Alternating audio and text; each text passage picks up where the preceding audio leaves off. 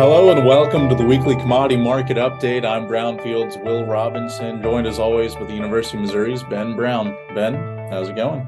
Hi, Will. Everything's going well. So, how are you? Just hanging in there. We're past the halfway mark in the semester, so just trying to get cleared with all the projects and keep up with everything. I'm sure you're doing the same over there. Yep, my students had their midterm on Thursday of last week. I spent the weekend grading. I'm ready to hand them back. They did well. Let me just say that they did well. So I was proud of them.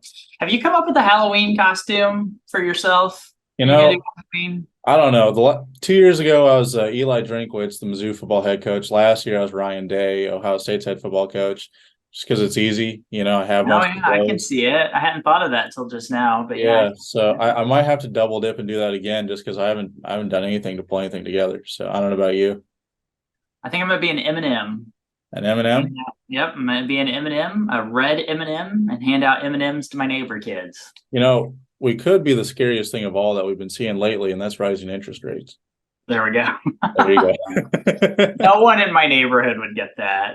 No, but you'd know in here. Yeah. Anyway, talking about some price changes, let's take a look at what we've seen over the past week on the market front. The nearby corn contract, December 23, was flat at 4.90 on the week. December 24 corn up 1 cent at 5.18. Soybeans for November of 23 were flat at 12.86. The soybean contract for November of 2024 was up 4 cents at 12.59. Soybean oil by cents by the pound was down 3.96 cents at 51.94. Soybean meal saw some sharp gains for that December contract, up $30.30 per short ton at 420.50. And then the 2023 crop for wheat, the December was up 10 cents at 5.87. July wheat was down 3 cents at 6.31. And then that crude oil contract for December was up 74 cents a barrel. So just a slight adjustment there to $86 even. So, Ben, as we look at this, one really remarkable thing is looking at that soybean meal contract going up over $30 on the week. What are your thoughts here? Yeah, no, I think that's really, really solid. We've talked several times over the last year that the potential was there to continue to see strong soybean meal exports, and we've certainly seen that this week. Well over 400 million tons, or excuse me, 400,000 short tons of soybean meal. So a very strong week of soybean meal exports.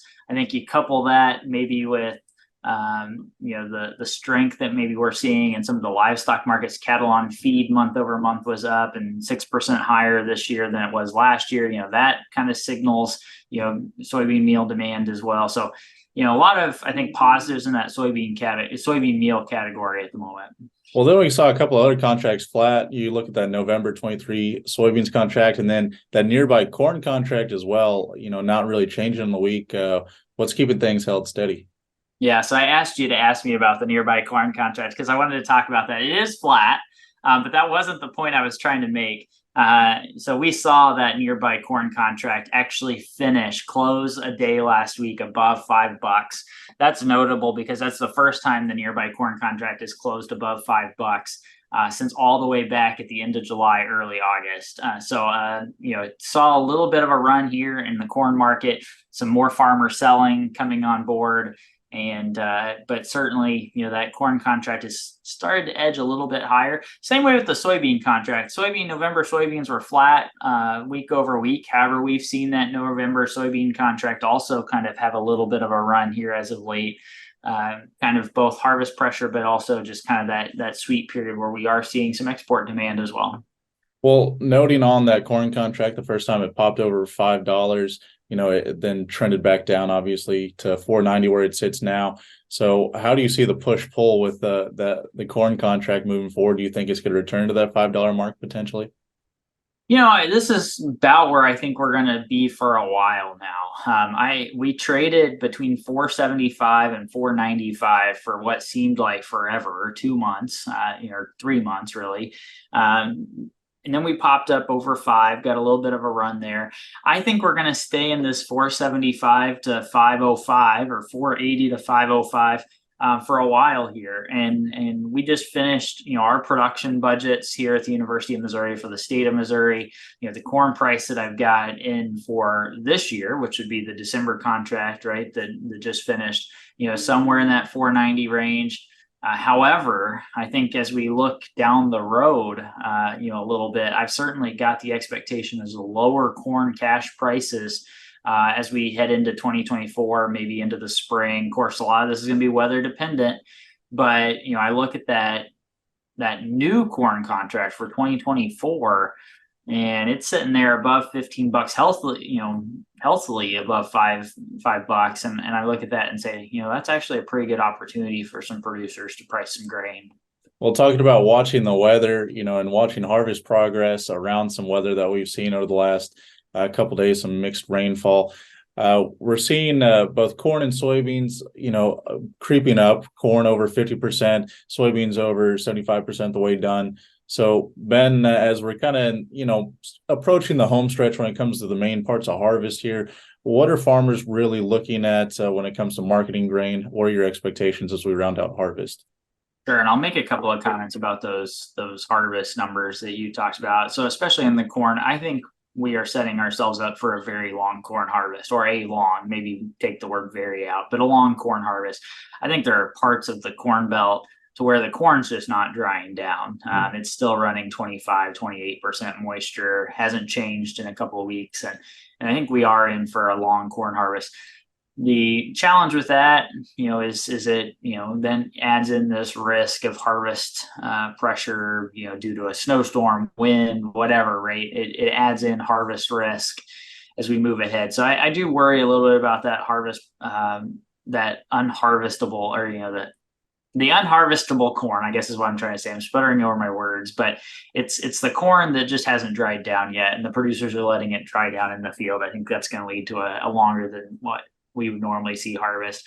On the other side, to answer your question, planting in Brazil is the big ticket item here, especially as it relates to corn. I think that's where a lot of this risk lays at the moment, is from the standpoint that those first crop beans are getting planted, and the expectation is a little bit higher bean acreage.